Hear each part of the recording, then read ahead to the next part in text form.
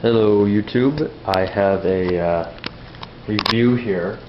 I know I have a couple other ones, but this is going to be an in-depth review of the IBM, now owned by Lenovo, ThinkPad T42. It's not the T42P. The T42P is the workstation model. Essentially it just has better specifications. But as you can see, I have two of the units right here. They're the exact same thing. Model number is 2373JTU. And this one is slightly older. It's about 2 years older. As you can see, it looks quite a bit dirtier with this oil spot that just does not come off with anything. This is actually going back to my father's place of work soon. We'll go around the unit here. On the left side we have a Kensington lock, 2 USB 2.0, S-video out, dial-up modem, Ethernet 100 megabits, headphone out, microphone in, both 3.5mm, fan vent for the heatsink to cool the processor and the unit down, 2 PCM-CIA, if that's what they're still called. On the front there's infrared, stereo speakers which are not very good, honestly, a vent for the hard drive which is located right in there. It's a 40 gig IBM Travel Star, I think, 5400 RPM, 8 meg buffer that comes out here, CDRW DVD-ROM drive. It's actually really small, very easy to take out. You can replace this with a hard drive or an extended battery, and there goes the laptop. The other drive, or multi-bay drive, is the same in this one here. As you can see, it's very thin and not the fastest thing in the world, but it definitely gets the job done. Very easy to put back in as well. You just give it a push, kind of clicks in, snap that little thing that came up back in. Last thing over here is your VGA, video out. On the back you have your battery, which is a 6-cell. It works just fine, good life, about 3 or 4 hours. Power supply port and a LPT for printing. That's how you know that it's kind of old. So I think we're pretty much done with this one. That's not the best one here. This one actually has 2 gig of RAM. It's DDR 333 megahertz RAM. It's got 2 gig of that. Intel Pentium M 1.73 or 1.75, I can't remember, gigahertz processor. It's more than capable. And Intel Radeon graphics 32 meg 1024 by 768 resolution at 60 hertz.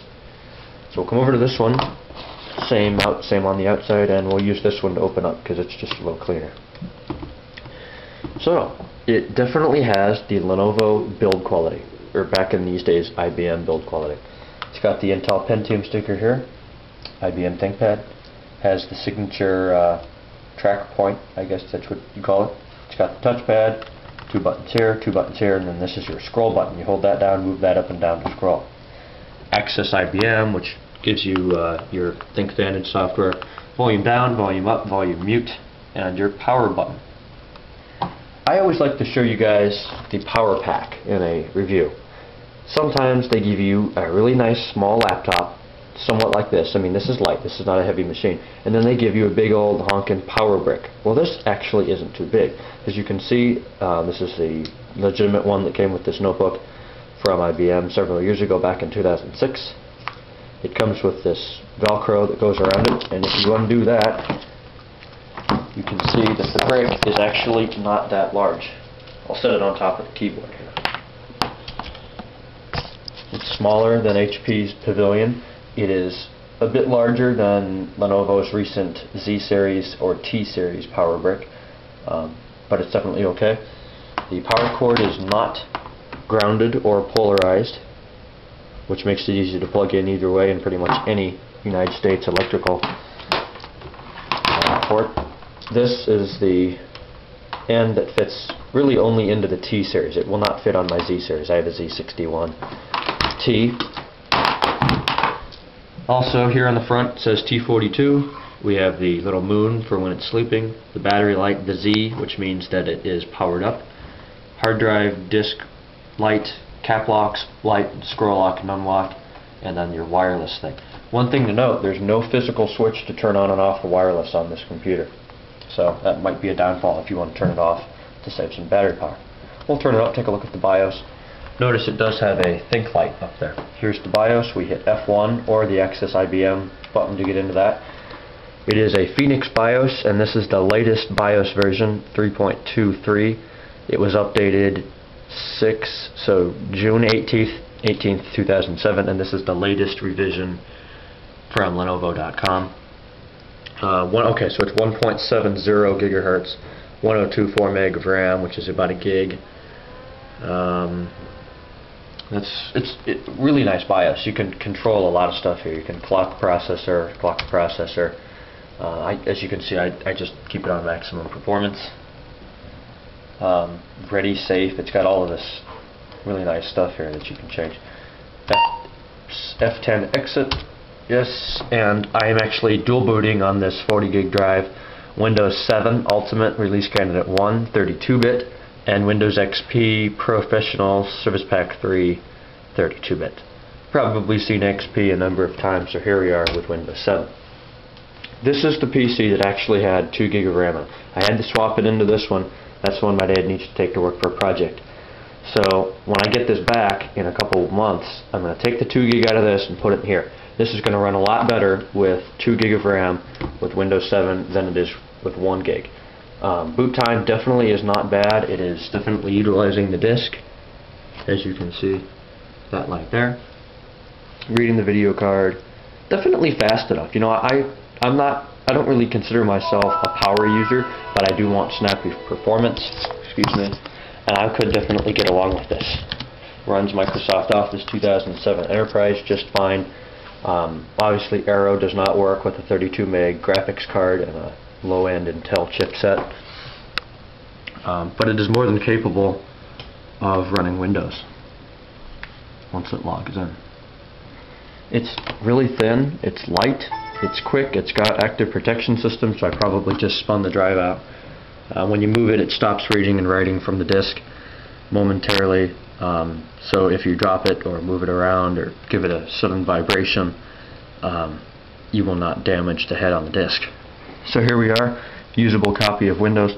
Let's open up the gadgets and add in the performance gadget. So memory here, 54 or 44%. That's not bad at all. I mean, that's less than 500 meg. That's probably like 450 meg of RAM in use, which Vista could never do. 45% there. Processors on 13%, 27%, 37%. So it's really more than capable. All features work. We'll go in and look at specs here. Intel Pentium M 1.7. Yeah, we know that. 1 gig of RAM, 32-bit. Definitely capable. It's rated a 1.0 because of graphics, which sucks. Processor is rated a 3.2, memory 4.1, graphics 1.9, gaming graphics 1.0, and the disk drive actually got a surprisingly high 4.3. I could use this as my PC. It'll run everything I need it to run. We will open Firefox as soon as you hear me click the enter key there. Or not Firefox, I'm sorry, Google Chrome, which is right here. It should be firing up yahoo.com. I'm in my basement, so I might not have the best signal strength, but there it is. I'll hit Alt F4, it'll go away right there. And another thing to note, there's no Windows key.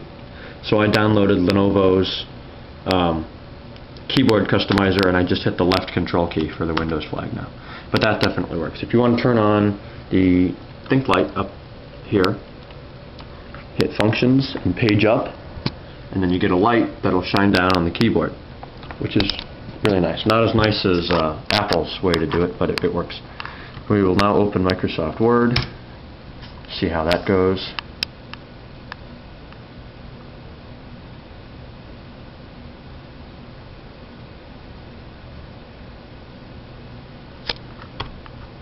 There it is, fully functional. Definitely works. I am very happy with this. I really like the computer. It gets a very good review. Definitely recommend it, and they're pretty cheap online. So thanks for watching. This has been the IBM / Lenovo ThinkPad T42. Thanks for watching.